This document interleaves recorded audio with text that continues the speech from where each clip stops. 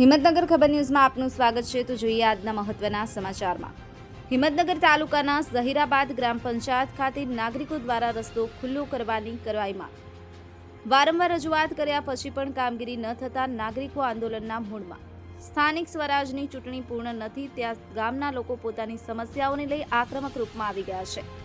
ઝહીરાબાદ ગ્રામ પંચાયત વિસ્તારમાં આવેલ survey number 163 પૈકીમાં રહેતા રહીશો પ્લોટ ખરીદતી વખતે જમીન માલિક સાજિદભાઈ ઉસ્માનભાઈ વિજાપુરા દ્વારા બાજુમાં આવેલ જમીન માલિક મેમણ ફજલ મોહમ્મદ ઉસ્માનભાઈ કે જેનો સર્વે નંબર 159 પૈકી છે તે બંનેના 50 રૂપિયા સ્ટેમ્પ પર રસ્તાનો કરાર આપવામાં આવે કે તમારો રસ્તો સર્વે નંબર 159 પૈકી 5 માંથી થઈ હિંમતનગર વિજાપુર હાઈવે ઉપર જશે। જે તે વખતે અવરજવર પણ કરવામાં આવતી હતી તેમજ એને પ્લાનમાં અને હુકમમાં પણ રસ્તો બતાવવામાં આવે છે। નવીન વિસ્તાર બનેલ હોય રસ્તાની કોઈ તકલીફો ઉપસ્થિત થતી ન હતી। જેમ જેમ એને થતું ગયું તેમ તેમ અમારી સોસાયટી આજુબાજુ તમામ જગ્યાએ અવરોધો ઊભા થવા માંડ્યા। અમને એમ હતું કે સદર રસ્તો મળેલ હોય કોઈ ચિંતા નથી, પરંતુ છેલ્લા 4-5 વર્ષથી અમને અવરજવર માટે બાજુના પ્લોટો ઉપર થઈ જવું પડે છે, જેમાં પણ વર્તમાન સમયમાં એમ્બ્યુલન્સ પણ આવી શકે તેવો રસ્તો રહ્યો નથી। સાથે ચોમાસું આવતા અમારી પરિસ્થિતિ વિકટ બનેલ છે। સર્વે નંબર 159 પૈકી 5 જમીન માલિક દ્વારા રસ્તા ઉપર કોટ કરી બંધ કરી દીધેલ છે, જેને લઈ વારંવાર રજૂઆત કરવામાં આવેલ છે, પરંતુ પત્ર વ્યવહાર સિવાય આગળ કંઈ થતું નથી।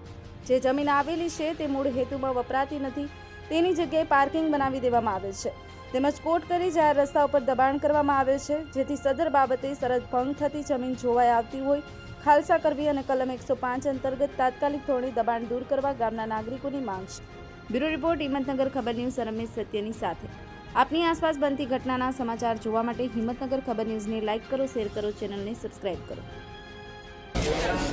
શું પ્રશ્ન તમારો બેન? અમારે રસ્તું નથી સાહેબ, અમે બહુ તકલીફમાં છીએ।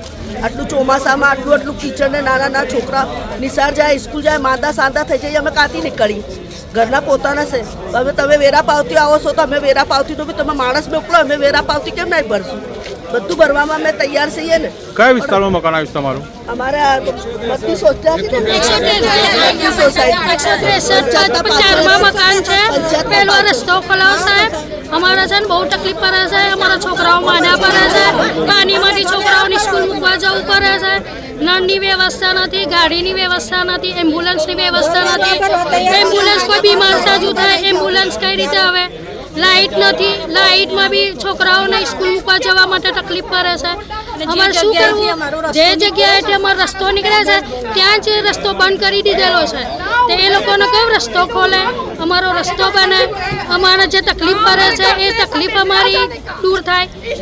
એટલે અમે સાહેબને રિક્વેસ્ટ કરીએ છીએ કે આટલું કરી આલો તો અમારા માટે ને પણ અમારી સ્કૂલના છોકરાઓ માટે તો કરો।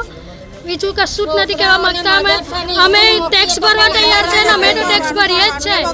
છોકરાઓની સ્કૂલો બગડે છે ને એમાં અમારા છોકરાઓ તો પાણીમાંથી જાય છે, છોકરાઓને ઇન્ફેક્શન થઈ ગયા છે। શું કરવાનું અમારે?